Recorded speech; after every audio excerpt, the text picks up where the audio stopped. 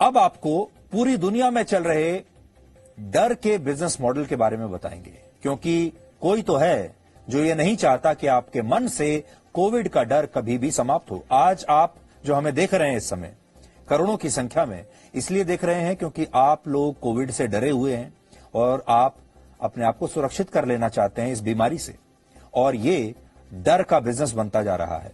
ये कोविड की दवा बनाने वाली वो बड़ी बड़ी फार्मा कंपनीज हैं जो चाहती हैं कि आपके मन में कोविड का डर सदा के लिए बैठ जाए और उनकी वैक्सीन हर साल ऊंचे दामों पर बिकती रहे, चाहे वो बूस्टर डोज के नाम पर बिके, चाहे वो प्रिकॉशनरी डोज के नाम पर बिके, चाहे वो बच्चों के नाम पर बिके, चाहे वो बुजुर्गों के नाम पर बिके, लेकिन हर साल ये डोज जो है वो बिकती रहे। ओमिक्रॉन वेरिएंट का पहला मामला 24 नवंबर को दक्षिण अफ्रीका में मिला था, लेकिन दुनिया को इसके बारे में पूरी तरह से दिसंबर के पहले हफ्ते में ही पता चला था, और इससे जो डर का माहौल बना उसने वैक्सीन बनाने वाली कंपनियों को माला माल कर दिया है। यानी आपका डर इन कंपनियों के लिए पैसा छापने की मशीन बन गया है।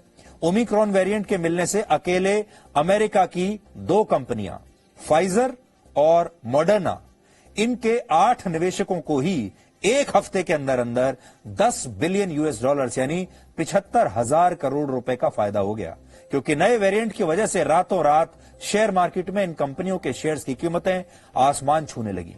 अब आप सोचिए, जब कोरोना का नया वेरिएंट इन कंपनियों को हजारों करोड़ों रुपए कमा कर दे रहा है, तो ये कंपनियां महामारी को खत्म होते हुए आखिर क्यों देखना चाहेंगी? ये तो यही चाहेंगी कि हर 6 महीने में कोरोना का एक नया वेरिएंट आता रहे।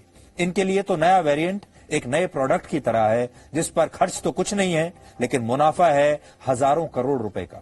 यानी डर के उसी बिजनेस मॉडल की तरह है जिसके तहत पहले आपको याद होगा, ये जो डर का बिजनेस मॉडल है ये बड़ा पुराना बिजनेस मॉडल है इस दुनिया में। डर की वजह से ही पहले हथियार बेचे जाते थे, फिर उन हथियारों के डर से दुनिया को बचाने के लिए और हथियार खरीदे जाते थे, और इसी तरह आप देख लीजिए, ये जो डर का माहौल है, ये जो डर का जो बिजनेस मॉडल है, ये हर जगह इस्तेमाल होता है। हर व्यक्ति आपको डराना चाहता है, चाहे वो आतंकवादी हों, चाहे वो अलग अलग देशों के नेता हों, चाहे और कोई लोग हों। इस समय दुनिया में जितनी भी फार्मा कंपनीज वैक्सीन बना रही हैं, वो कोविड से पहले तक घाटे में हुआ करती थी। वर्ष 2020 में मॉडर्ना नाम की जो कंपनी है, आपने मॉडर्ना वैक्सीन तो सुनी ही होगी, अमेरिका में मॉडर्ना कंपनी लगभग 4,000 करोड़ रुपए के घाटे में चल रही थी, लेकिन इस साल से ही उसकी वैक्सीन बाजार में आई, उसका कुल रेवेन्यू 7 बिलियन डॉलर्स यानी 52,500 करोड़ रुपए हो गया। यानी घाटे से सीधे एक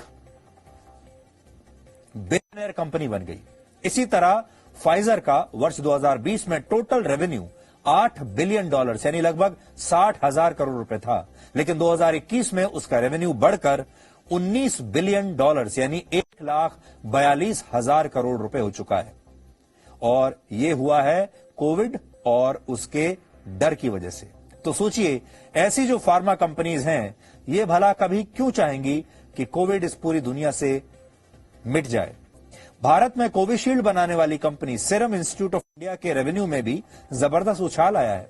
वर्ष 2020 में सीरम इंस्टीट्यूट ऑफ इंडिया की टोटल इनकम जो थी वो 5,446 करोड़ रुपए थी, जिसमें से उसे 2,251 करोड़ रुपए का प्रॉफिट यानी फायदा लाभ हुआ है। शुद्ध लाभ जो है वो 2,251 करोड़ रुपए का है।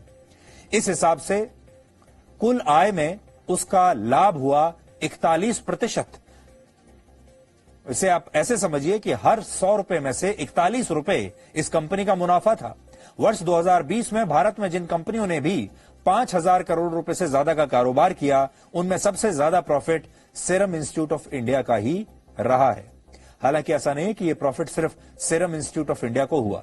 भारत बायोटेक और दूसरी फार्मा कंपनियों का रेवेन्यू भी पिछले 1 वर्ष में आसमान पर पहुंच गया है, और ये कंपनियां इतनी अमीर हो गई कि आज ये छोटे और गरीब देशों की राजनीति और वहां के आर्थिक मामलों को भी प्रभावित कर रही हैं। खासतौर पर जो बड़ी मल्टीनेशनल फार्मा कंपनीज हैं, वो तो छोटे छोटे देशों में वैसे ही व्यवहार कर रही हैं जैसे हमारे देश में एक जमाने में ईस्ट इंडिया कंपनी करती थी।